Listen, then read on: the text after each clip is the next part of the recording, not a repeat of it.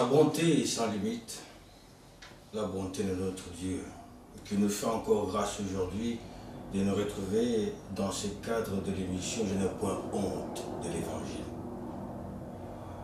Bien chers frères et sœurs, je vous salue dans le nom de notre Seigneur et Sauveur Jésus-Christ. Sur ce plateau, certes, toujours avec l'hôte principal qui est le pasteur Philippe Njoli, aujourd'hui je me suis proposé de me faire accompagner par une sœur qui se nomme Grâce Mouyaba. Avec elle, nous serons de plus haute écoute pour pouvoir rentrer dans les instructions du pasteur Philippe Njoli et comprendre de quoi cela tourne. Bonsoir ma sœur. Bonsoir mon frère, bonsoir pasteur. Je suis très heureux de votre présence en fait. Je suis très heureuse également, c'est un honneur pour moi. Je vous en prie, vous pouvez les saluer. Bonsoir chers auditeurs, chères auditrices. Je suis vraiment dans la joie de partager ce moment avec vous, avec mon frère Ventouze et avec le pasteur Philippe. Et le thème que nous abordons est vraiment très important dans notre marche avec le Seigneur. C'est même la base, hein? Absolument. C'est la base, Ouais. la prière, notre lien de communication avec Dieu. Donc allons-y, prenez le train en marche parce que ça va décoller. Vous l'avez compris, prendre le train en marche, mais jamais prendre ce train-là sans notre Seigneur Jésus-Christ, ça c'est vrai, ce n'est qu'une tautologie, mais jamais prendre ce train sans l'hôte principal. Bonsoir pasteur. Oui, bonsoir. En fait, nous sommes aussi dans le train avec le Seigneur. Amen. C'est lui qui est la tête du train, le wagon en fait qui mène le train. Nous ne sommes que de simples passagers qui suivons tranquillement le Seigneur. Je vous salue au nom de Jésus-Christ, votre ami, votre frère, votre collègue, pasteur Philippe Njoli.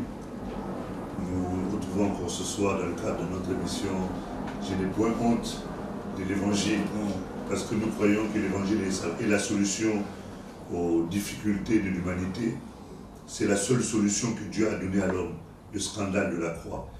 Et au travers de l'Évangile, je crois que les malades peuvent être sauvés, guéris, les perdus peuvent être sauvés, les captifs être libérés, les déprimés retrouver enfin la joie de vivre, les insomniaques enfin pouvoir passer une nuit douce et tranquille, tous ceux qui sont dans des troubles de leur foyer voir enfin la paix et le bonheur que le Seigneur a promis à l'être humain. Mais enfin, la liste serait longue. Le plus important, c'est de rencontrer véritablement le Seigneur Jésus. Rencontrer véritablement le Seigneur Jésus, c'est beaucoup plus pas au travers de la sainte parole. Parce que Jésus est la parole de Dieu. Et là, nous sommes dans notre troisième tranche d'un gros sujet que nous avons déjà entamé et qui s'intitule « Comment faire pour être un guerrier dans la prière ?» Pasteur, vous avez pu développer en 2-3 mots, je dirais, que vous nous avez laissé entendre que, ce qui est vrai d'ailleurs, que l'homme a été créé pour dominer et régner sur toutes les créatures de Dieu. Et que par le péché mortel, l'homme aura ou aurait perdu cette capacité de domination. La question que je vais vous poser d'emblée, c'est de savoir, il a perdu cette capacité et du coup c'est l'ennemi, le Satan, le diable qui a récupéré cette capacité. Mais comment fait-il, le diable, comment fait-il pour pouvoir utiliser cette capacité au détriment de l'homme? Bon, déjà, il faut comprendre que dans les Écritures, la Bible nous dit que le monde entier est sous la puissance du malin. Hein, c'est ce que disent les Écritures, que le monde entier est sous la domination du malin. Donc forcément, le diable règne. Et principalement, un des éléments sur lesquels le diable a régné jusqu'à ce que Jésus-Christ ne vienne, c'est en ayant le pouvoir sur la mort. Et lorsque Adam et Ève a répondu aux sollicitations de Satan, selon 1 Timothée chapitre 2, au verset 14, elle a répondu à cette sollicitation et elle a entraîné son mari dans cette chute. Et ce jour-là, l'homme a transmis l'autorité au diable. Et la domination, le pouvoir qu'avait le diable, ça se manifeste au travers de l'imposition du pouvoir du péché dans la vie de l'homme.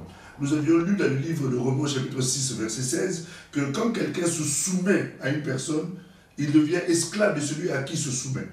Et comme l'homme se soumet au péché, il devient esclave de Satan, parce que Satan est celui qui est le maître, quelque part, du péché. La Bible nous dit, Jésus, parlant avec les disciples, les pharisiens, dans le livre de Jean chapitre 8, il leur dit, vous êtes des fils du diable.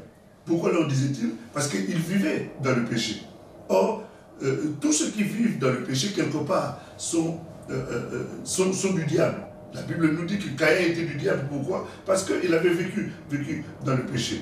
On nous montre également que dans le premier livre de Jean, chapitre 3, à partir du verset 4, on nous dit que le péché, c'est la transgression de la loi. Et tous ceux qui transgressent la loi sont quelque part dans le péché. Et le diable a gardé l'homme sous ce pouvoir du péché. Or, le péché entraîne la mort. Romains 3, 23, Romains 6, 23, nous explique ce processus que le salaire du péché, c'est la mort.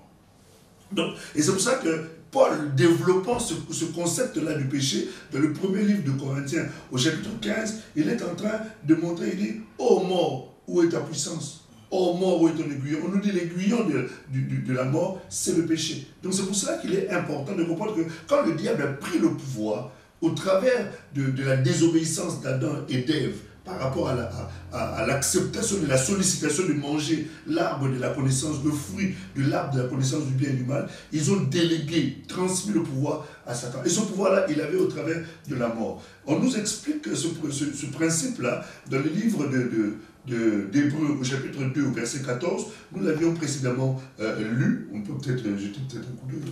Qu'est-ce que vous en pensez? Oui, bien sûr. Nous en avons l'habitude. Oui. Hébreux chapitre 2, vraiment il faut que je me mette à la nouvelle technologie. Hein. Vous faites allusion à moi, pasteur. Oui. Hébreux chapitre 2, verset 14, on nous dit, ainsi donc, puisque les enfants participent au sang et à la chair, il y a également participé lui-même, afin que par la mort, il anéantisse celui qui avait la puissance de la mort, c'est-à-dire le diable. En fait, dans d'autres versions, c'est écrit différemment. J'aimerais qu'on puisse d'ailleurs le lire, c'est pas mal d'ailleurs cette version-là. C'est la version...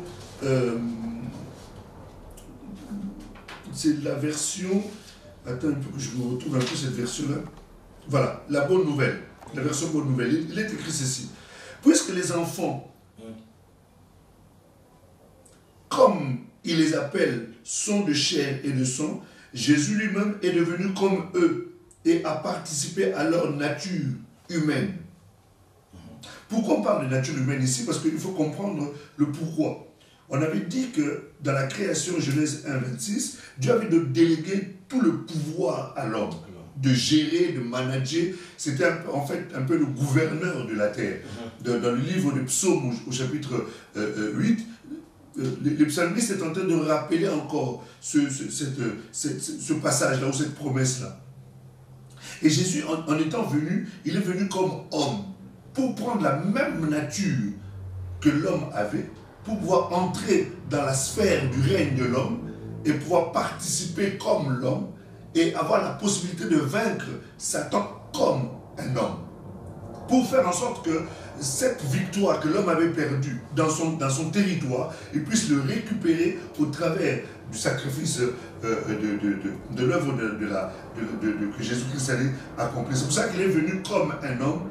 Et la Bible nous dit, je continue ce passage, et il a fait afin de détruire la puissance de la mort. Or, on nous dit que celui qui détenait la puissance de la mort, c'est le diable.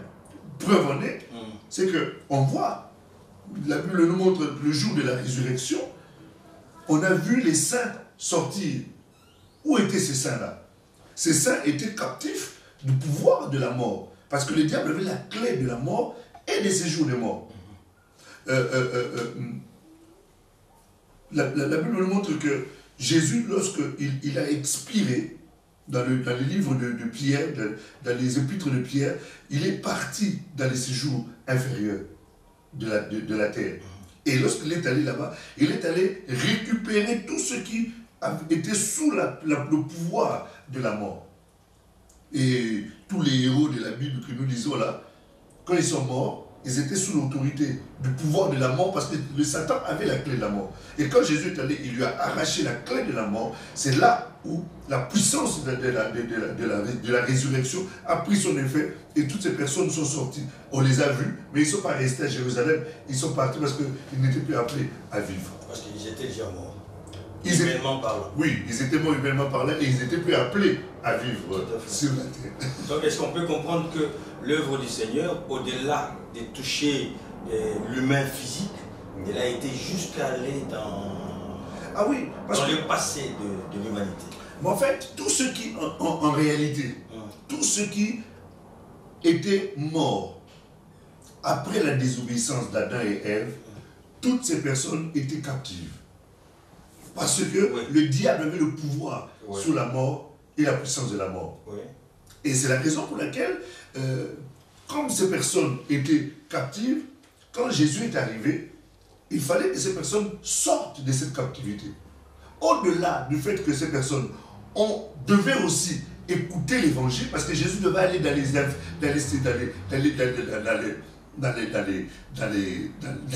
les régions inférieures, voilà, pour employer le terme, dans les régions inférieures, pour aller annoncer aussi l'évangile à ces personnes qui n'avaient pas entendu parler de l'évangile. Et ceux qui ont cru, ils sont sortis.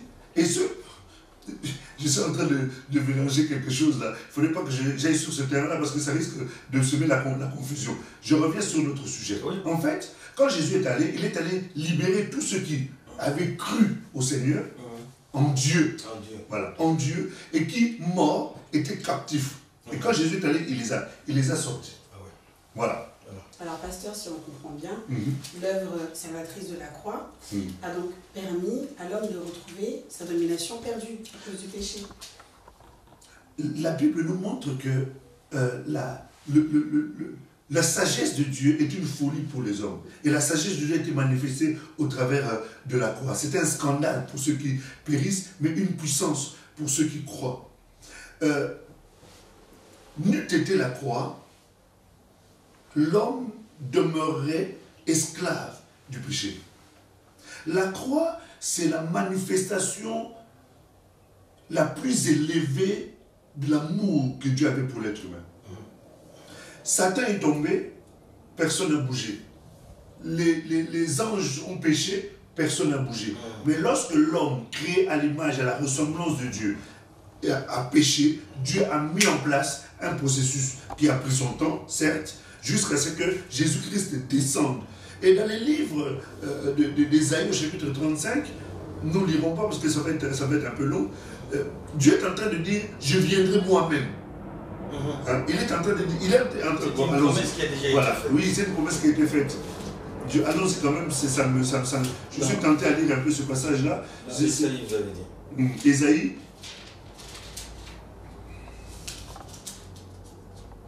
Ésaïe chapitre 35. On dit à partir du verset 4, verset 3, on nous dit « Fortifiez les mains languissantes et affermissez les genoux qui chancellent. Dites à ceux qui ont le cœur troublé, prenez courage, ne craignez point. Voici votre Dieu. La vengeance viendra, la rétribution de Dieu. Il viendra lui-même et vous sauvera. Alors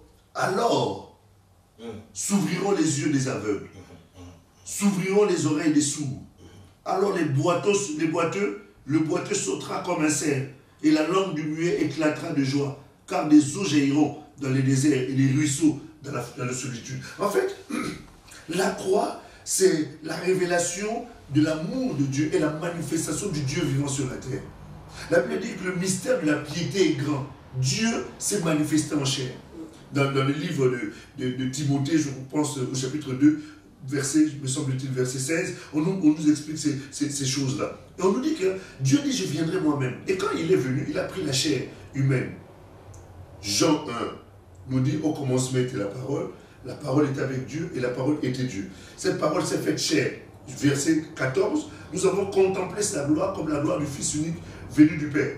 Donc Jésus Dieu a pris la chair humaine au travers du corps de Jésus qui était une théophanie, c'est-à-dire une habitation dans laquelle Dieu s'était incarné pour pouvoir se révéler physiquement. Parce que je me souviens, Dieu avait dit à Moïse, personne ne peut me voir et vivre. Et donc il fallait que Dieu se cache. Et d'ailleurs les Écritures disent, Dieu se cache. Et la gloire de l'homme, du roi, c'est de le trouver, de le rechercher. Bref, Jésus est venu et la croix, c'était le summum de la manifestation, comme je disais, de l'amour de Dieu, de la compassion de Dieu, des entrailles que Dieu avait d'amour. Je ne sais pas quel terme employer parce que c'est tellement fort. Et quand Jésus est monté à la croix, en fait, il fallait, pour que l'homme soit libre du pouvoir de Satan, il fallait que l'homme soit libéré par quelqu'un qui devait être sans péché. Parce que le diable avait le pouvoir du péché. Et il fallait quelqu'un qui vive sans péché et qui triomphe du péché de son vivant. Et que lorsqu'il irait à la croix, que le sang qu'il allait verser soit un sang pur. Et c'est la raison pour laquelle il fallait Jésus. Et quand Jésus est arrivé, il est allé à la croix, il a payé le seul prix qui pouvait être agréable à Dieu. Jésus d'ailleurs le déclare, il dit, Père, tu n'as gagné ni sacrifice, ni holocauste, tu m'as fait un corps, ô Dieu, afin que je fasse ta volonté. Et quand Jésus se présente, parce que la seule chose qui calmait la colère de Dieu, c'était le sang. Nous voyons les principes qui ont été établis depuis les anciens temps, le sacrifice des animaux. Et on voit la préfiguration d'ailleurs de la croix au travers de la sortie d'Égypte, du peuple d'Égypte dans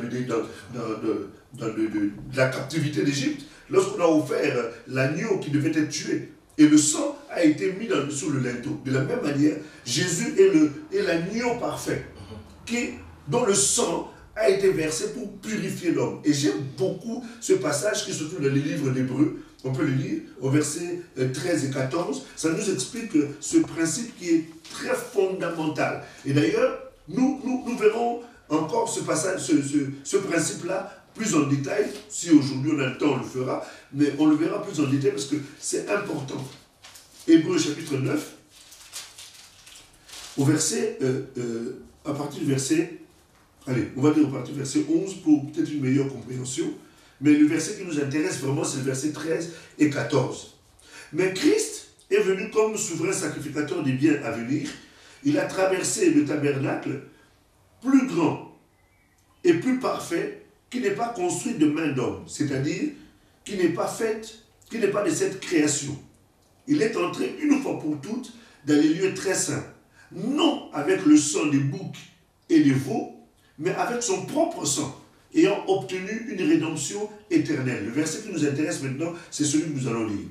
Car si le sang des taureaux et des boucs et la cendre d'une vache, répandue sur ceux qui sont souillés, sanctifie et procure la pureté de la chair, verset 14, combien plus le sang de Christ, qui par un esprit éternel s'est offert lui-même sans tache à Dieu, purifiera-t-il votre conscience des œuvres mortes afin que vous serviez le Dieu vivant. En fait, dans sa question, quelque part, ça touche un peu la question que tu avais posée. On nous montre ici que le sang de Jésus, déjà c'était un sang qui était pur, c'est un sang qui était sans défaut, sans souillure, et c'est le seul sang qui a un esprit éternel. Parce que n'oublions pas, le sang parle.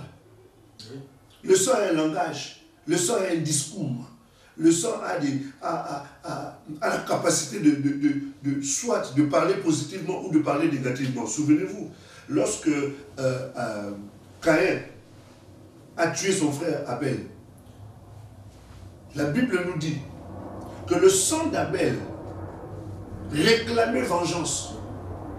Et c'est pour ça qu'on nous dit que le sang de Jésus parle mieux que le sang d'Abel. C'est que la puissance du sang de Jésus qui a été versé à la croix de Golgotha a la capacité de parler en notre faveur, de faire en sorte que Dieu n'entende plus la voix de la condamnation qui était nôtre, mais qu'il entende maintenant la voix de la justification. Et ça, ce sont des choses sur lesquelles nous allons revenir un peu plus en détail tout à l'heure. Et c'est pour ça qu'il est important que la croix puisse être plantée Parce que c'est le seul décor qui permet à Dieu de regarder sur la terre et d'agréer l'homme. Tout à fait, parce qu'on voit bien que l'œuvre de la croix, comme l'a dit ma sœur Grace, l'œuvre de la croix n'a été conditionnée que par l'amour de Dieu à l'endroit de l'homme qu'il a créé à son image.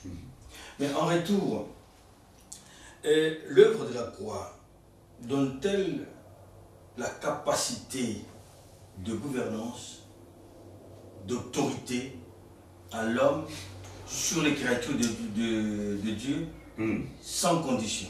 En fait, la croix permet de repositionner l'homme dans son état d'origine. En fait, la croix permet à l'homme de rentrer en Éden.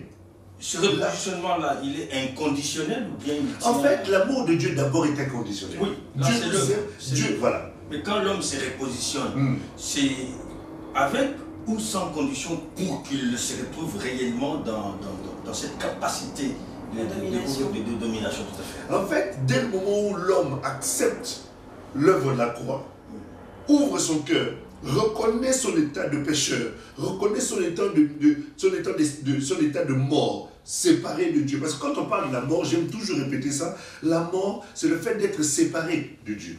En fait, la définition pour Dieu de la mort, c'est le fait que l'homme n'ait pas de communion avec lui. Or, dès le moment où, et nous avons longuement parlé de cela lorsqu'on nous a parlé de la nouvelle naissance, dès le moment où quelqu'un ouvre son cœur, invite le Seigneur, reconnaît son état de pécheur. La Bible dit, dans le livre d'Apocalypse chapitre 3, que je frappe. Si tu ouvres, j'entrerai. Dès le moment où quelqu'un se répand, reconnaît son état de pécheur, le Seigneur arrive. Et dès que Jésus entre dans ta vie, je dis à l'instant même où Jésus entre dans ta vie, il te purifie d'abord de tous tes péchés. Tu deviens une nouvelle créature, une nouvelle création. C'est-à-dire, 2 Corinthiens 5, là, que nous avions lu au verset 17, où la Bible dit, tu deviens une nouvelle création. Toutes les choses deviennent nouvelles. C'est-à-dire, pour Dieu, à ce moment-là, cette personne, c'est comme si on venait la créer. Tu n'as jamais, il n'a jamais eu hier une autre personne que toi. C'est une nouvelle création. Tu vois. Et quand cette personne devient une nouvelle création, automatiquement, Dieu, le Dieu vivant, le grand roi, celui dont les cieux ne peuvent contenir, vient élire domicile dans la vie de cette personne.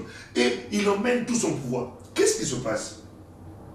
C'est que il y a un transfert qui se produit, un transfert extraordinaire, quelque chose d'extra. C'est comme si on était en train de regarder un film de science-fiction. Dans le livre de Colossiens, au chapitre 1, verset 13, la Bible dit, il nous délivre des puissances de l'ennemi et il nous transporte dans le royaume de son Fils bien-aimé. C'est-à-dire qu'il nous emmène maintenant et quand il nous transporte, il nous positionne automatiquement. Regarde un peu, allons-y dans la Bible. Nous avions partagé un peu ces choses-là, mais c'est toujours bien. L'apôtre Paul dit, je répète ces choses parce que cela vous est salutaire. Tu vois, au verset 20. Philippiens chapitre 1, verset 20. Il a dit, il a déployé en Christ, en le ressuscitant de mort, en le faisant asseoir à sa droite dans les lieux célestes, au-dessus de toute domination, écoute bien, au-dessus de toute domination, de toute autorité, de toute puissance, de toute dignité, de tout nom qui peut se nommer non seulement dans les siècles présents, mais encore dans les siècles à venir. Écoute maintenant le verset 22, parce que c'est là où se trouve le nœud même. Il dit, et il a mis tout sous ses pieds, et il a donné pour chef suprême à l'Église. Tu vois, il a mis tout, il a pris tout, il a mis sous ses pieds. Et il avait donné pour chef suprême à l'Église. Qui est l'Église? Qui est son corps, la plénitude de celui qui remplit tout en tous. C'est-à-dire que lorsque Jésus entre dans la vie de quelqu'un, physiquement, si j'étais blanc, je resterais blanc. Si j'étais noir, je resterais noir. Peu importe mes origines, je le resterai. Seulement, dans le domaine spirituel, il y a un phénomène extraordinaire qui se produit, c'est que Dieu transporte cette personne, l'emmène à la droite de Dieu. Et là où Jésus est assis dans sa majesté divine, c'est là où nous aussi nous sommes assis avec le Seigneur. C'est pour cela que l'autorité, dès le moment où quelqu'un accepte, cette autorité-là lui est donnée. Mais le problème qui se pose, c'est que cette personne ignore n'a pas les informations qui peuvent lui permettre de pouvoir commencer à jouir de cette autorité-là. Ce n'est pas de la naïveté. Ce n'est pas de la naïveté, c'est la méconnaissance, ou de l'ignorance du moins. Parce que quand quelqu'un n'a pas les informations, et regardez, Colossiens chapitre 3.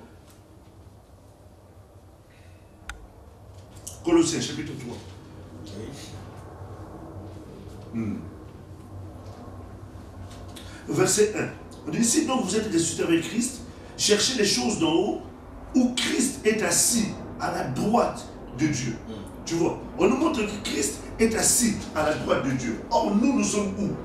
Nous sommes en Christ. Et Christ est en nous. Parce que nous sommes en Christ et que Christ est assis à la droite de Dieu, c'est que nous aussi nous sommes à la droite de Dieu. Mais parce que nous sommes à la droite de Dieu, Dieu nous a donné le pouvoir de dominer. C'est pour cela que quand quelqu'un accepte Jésus, ce processus se produit d'une manière automatique. Il n'y a pas besoin de faire 5 ans, il n'y a pas besoin de faire 3 ans ou 4 ans. Il n'y a pas besoin.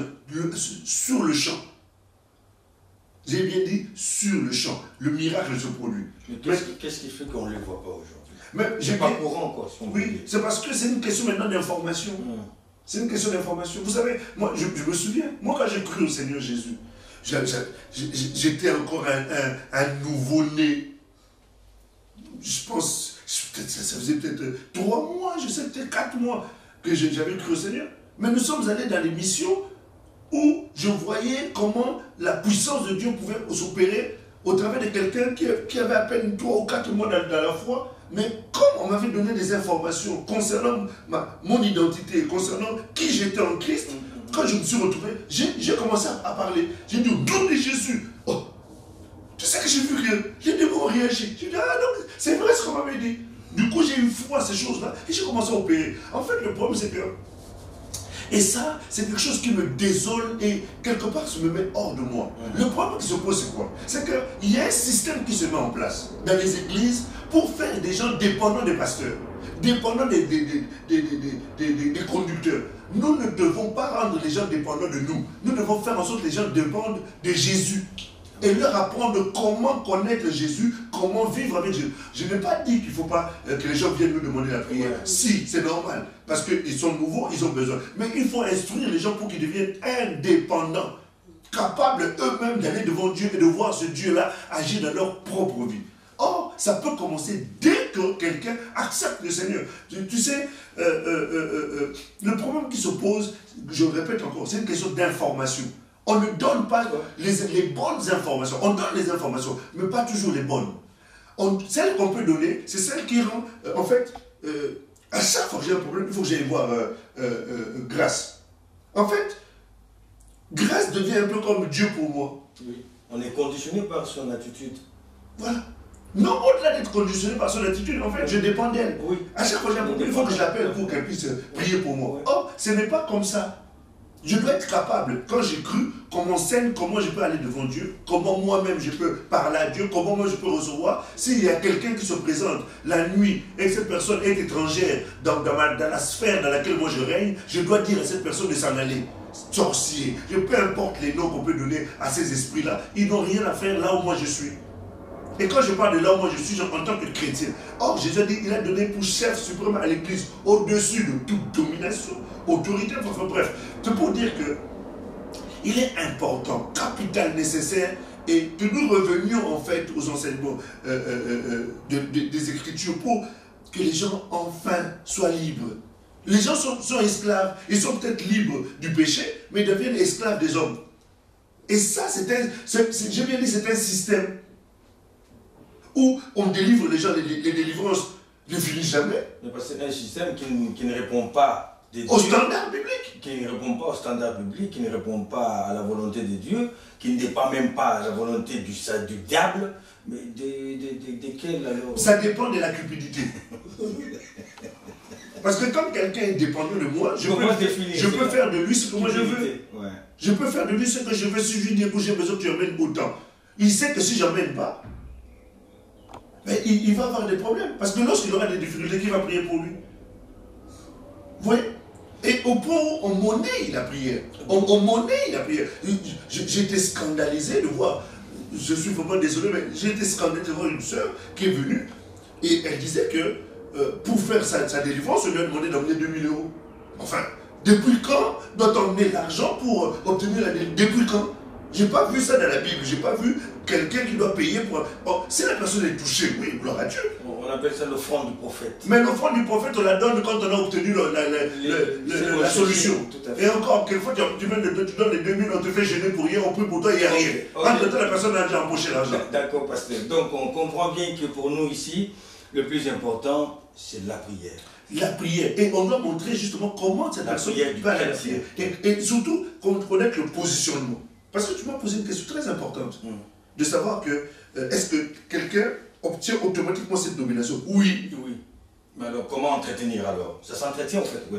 Est-ce que ça s'entretient? Ça s'exerce d'abord, je pense. Voilà. Ça s'exerce. Oui. Et puis, ça s'exerce. Et maintenant, comment? Parce que s'exercer, vous l'avez développé, vous l'avez dit, on agit, hein, parce que Dieu en nous, on agit avec. Et comme on est ouvrier, on est ouvrier avec Dieu. Et est-ce que ça s'entretient? Et comment ça s'entretient? Ça s'entretient, bien entendu. Ça s'entretient déjà par... ça s'entretient déjà par rapport à la vie que nous devons avoir avec le Seigneur. Voilà. Dieu nous appelle à vivre dans la justice. Ça s'entretient par une vie de prière, une chose qu'on est en train de développer.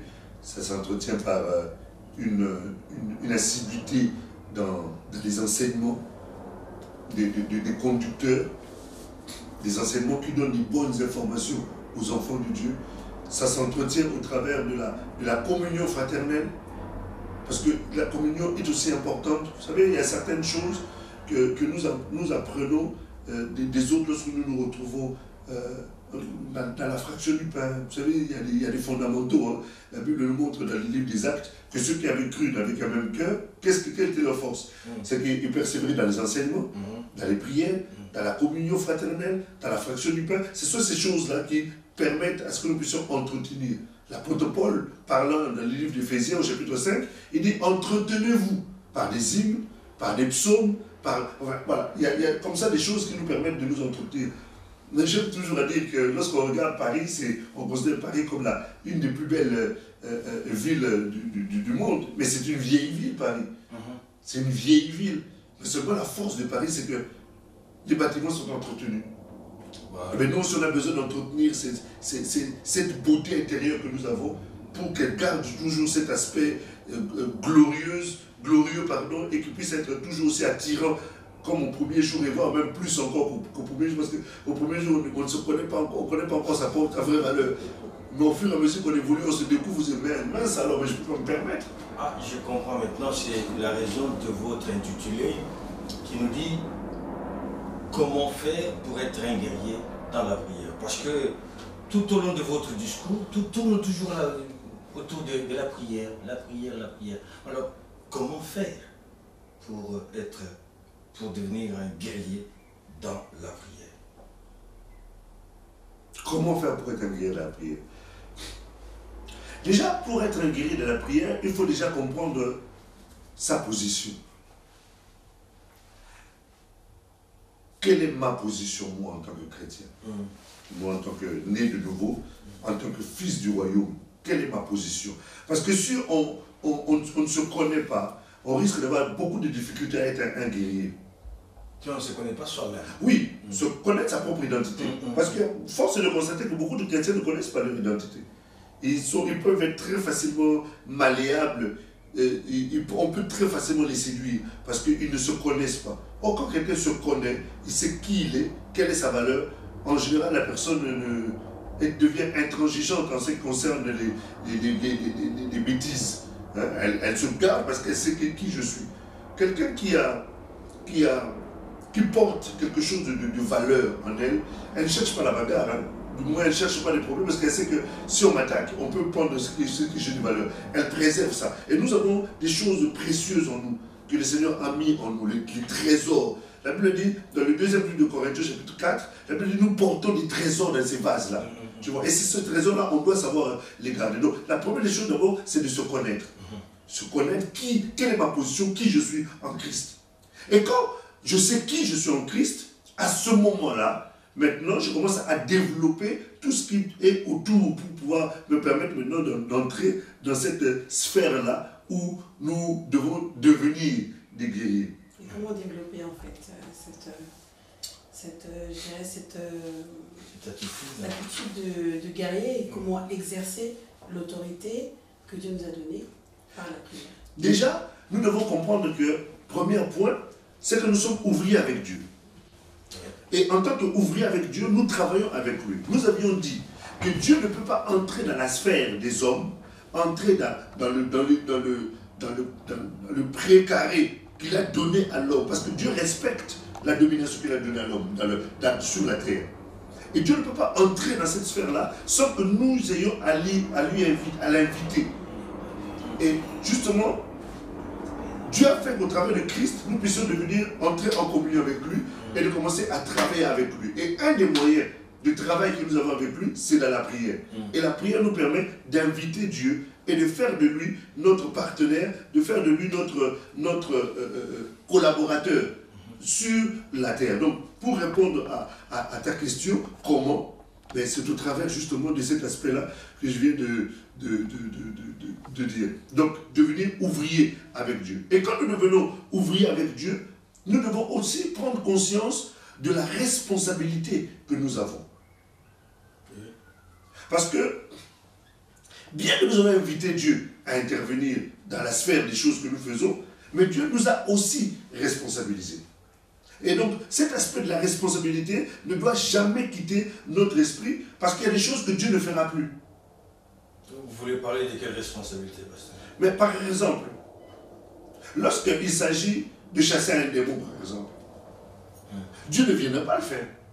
C'est de notre responsabilité. Lorsqu'il s'agit de prier pour qu'un malade soit guéri, Dieu ne viendra pas pour prier pour le malade. C'est à nous de le faire. En fait, Dieu nous a responsabilisés sur un certain nombre de choses. Lorsqu'on se retrouve dans un cadre, je me souviens encore, j'avais lu Kenneth Hagin. Paix à son âme, c'était un grand prophète. Dans son livre que je lisais, il parlait de l'histoire d'un homme qui était en train de prier.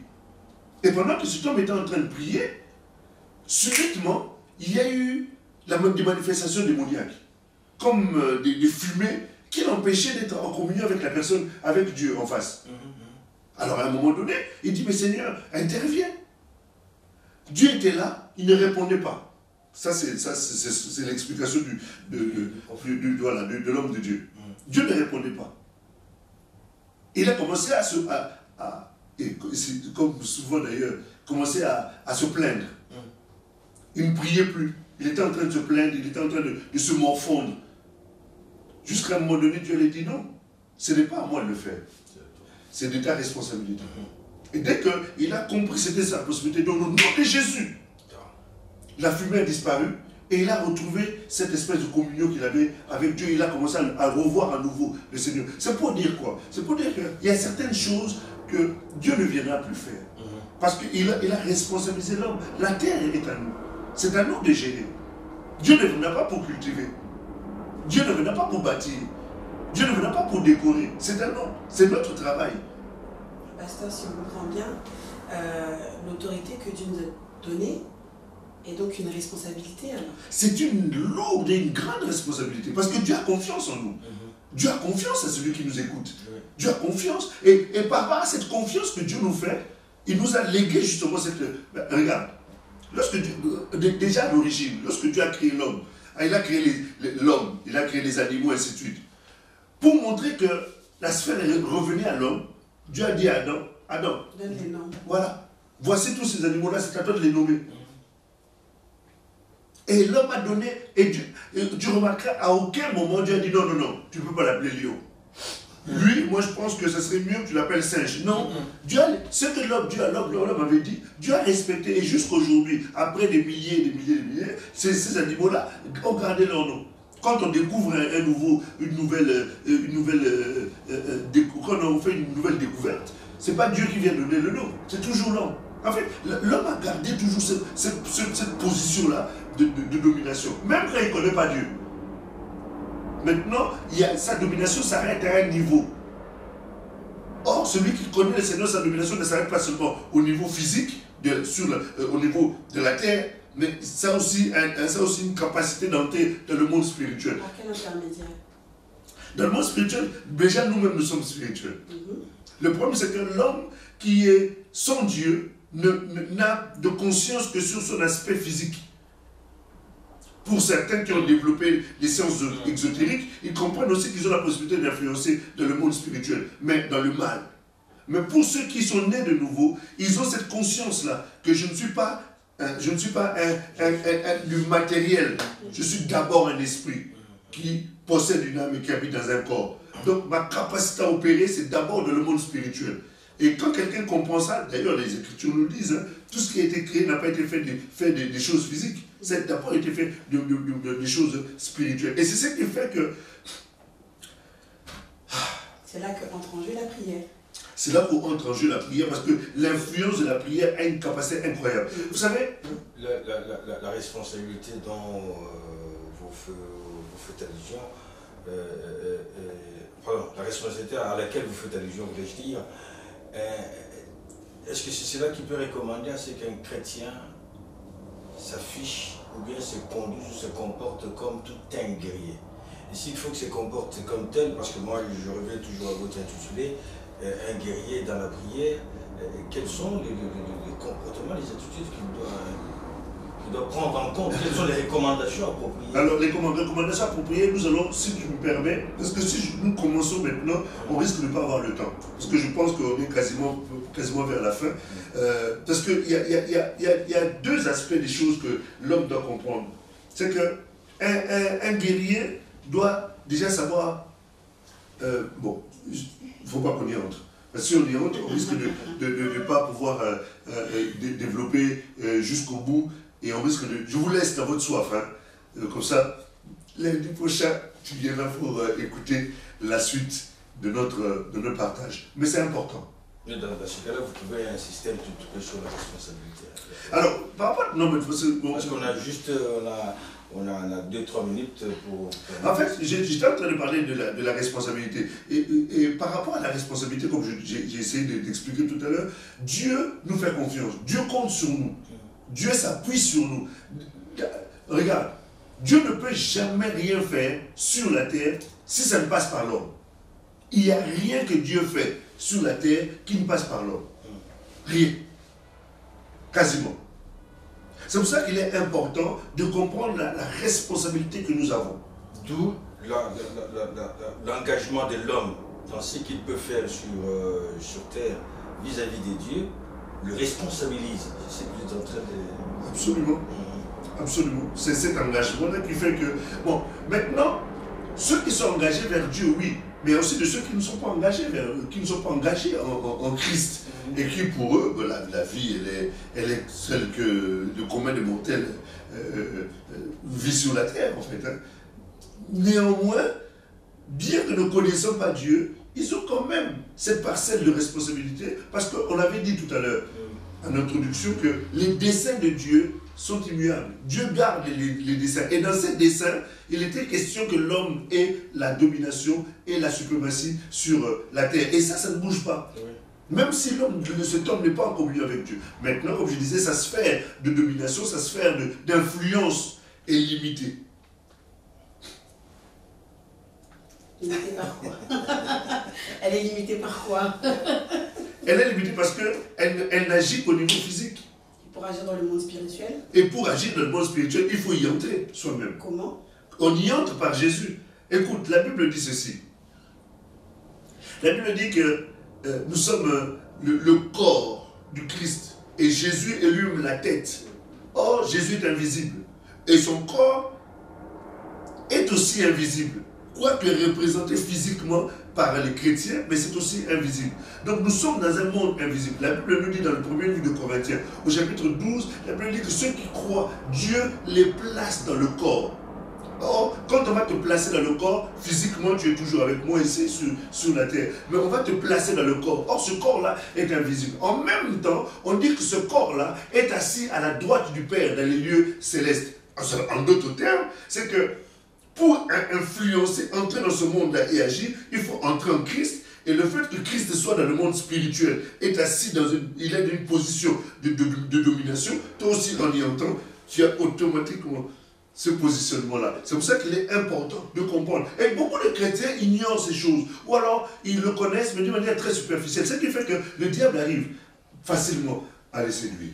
Tout à fait. Le diable arrive facilement à les séduire parce que l'homme n'aura pas compris que l'œuvre de la croix lui aurait redonné cette capacité de domination sur les créations de Dieu. Vous avez bien compris, un sujet bien long. Nous allons continuer et ma chère Grâce, c'est ce que vous avez à mettre en place. Alors, simplement, j'aimerais juste dire qu'en tant qu'enfants de Dieu, nous devrions retrouver notre identité en Christ. Nous devrions retrouver réellement la connaissance de qui nous sommes afin d'exercer cette domination, cette autorité par la prière. Absolument. Et devenir des vrais guerriers. Et en tant que guerrier, on verra comment un guerrier doit être, quelle est l'attitude qu'un guerrier doit avoir, quel est le revêtement qu'un guerrier doit avoir, quelle est la connaissance qu'un guerrier doit avoir. Parce qu'un guerrier, c'est un stratège. Un guerrier, c'est un stratège, parce que c'est quelqu'un qui doit aller au combat. Et David était un guerrier, et c'était un grand stratège. Tout à fait.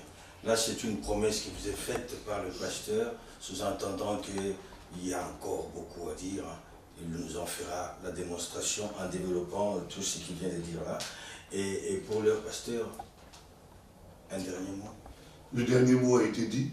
Nous voulons juste rendre grâce à Dieu pour son amour et ses bontés. Dieu notre Père. On a parlé de l'œuvre la plus glorieuse qui ait jamais été faite par un homme. Celle de la croix. C'est vrai que la croix n'était pas nouveau. Ça existait bien avant que Jésus ne vienne. Mais Jésus a inauguré une autre façon de mourir à la croix. Il est mort en offrant un sacrifice saint, pur, immaculé. Et le sang qui en a coulé, Seigneur, nous rend aujourd'hui agréable devant ton trône. Nous permet d'entrer dans ta présence et de bénéficier encore, Seigneur Dieu de gloire, de tes merveilles, ô Dieu. C'est pour cela que je recommande cet homme, je recommande cette femme qui lutte contre le péché, qui lutte contre les puissances des ténèbres, alors que le sang de Jésus a déjà purifié, alors que le sang de Jésus a déjà vaincu Satan. La Bible déclare que nous l'avons vaincu à cause du sang de l'agneau et par les paroles de notre témoignage. Seigneur, je veux déclarer la victoire dans la vie d'un homme, dans la victoire dans la vie d'une femme maintenant, au nom de Jésus, le Fils du Dieu vivant. Cette victoire sur le péché, cette victoire sur les puissances des ténèbres, cette victoire sur les réalités spirituelles qui les dépassent, dans le nom de Jésus.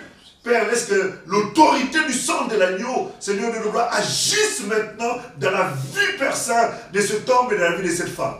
Merci parce que je crois à la puissance de ta parole qui court avec une grande rapidité et qui opère de telle sorte, ô Éternel Dieu des armées, ton peuple puisse rendre gloire à ton Saint-Nom. Merci pour la protection du sang, ô Dieu, que nous déclarons dans la vie, Père Céleste, de ton peuple maintenant. Reçois la louange et l'honneur, dès maintenant pour toute l'éternité, au nom de Jésus. Amen. Merci beaucoup d'avoir été des nôtres. Merci beaucoup de nous avoir suivis. On espère bien que ceci est devenu presque une routine. Chaque lundi à 20h30, nous retrouvons dans ces cadres du Genève.on de l'Évangile pour pouvoir suivre une espèce d'enseignement avec le pasteur Philippe Ndjobi. Merci ma chère Grâce. Merci à toi. Merci. Et je ne manquerai pas non plus de remercier toute l'équipe technique qui a été à l'œuvre pour que cet élément vous parvienne chez vous. Et en fin de compte, merci pasteur. Merci beaucoup. Merci. Merci. Grâce, tu as été une grande bénédiction ce soir. Gloire à Dieu. Merci, au revoir. À bientôt.